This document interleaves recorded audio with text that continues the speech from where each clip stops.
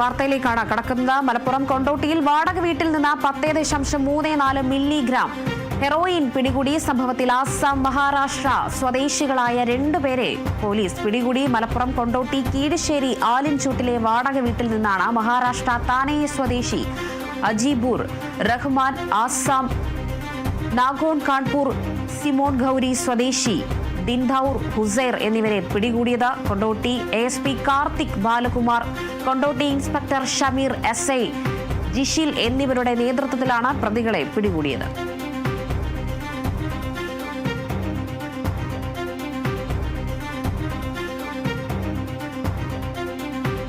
മലപ്പുറം കൊണ്ടോട്ടിയിൽ വാടക വീട്ടിൽ നിന്ന് 10.34 മില്ലിഗ്രാം ഹെറോയിൻ പിടികൂടിയിരിക്കുന്നു. സംഭവത്തിൽ 2 പേരെയാണ് ഇപ്പോൾ പോലീസ് പിടികൂടിയിരിക്കുന്നത്.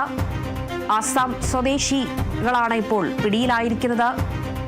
മലപ്പുറം കൊണ്ടോട്ടിയിൽ കീഴശ്ശേരി ആലിൻചൂട്ടിലെ വാടക വീട്ടിൽ നിന്നാണ് ഇവരെ 2 പേരെയും ഇപ്പോൾ പിടികൂടിയിരിക്കുന്നത്.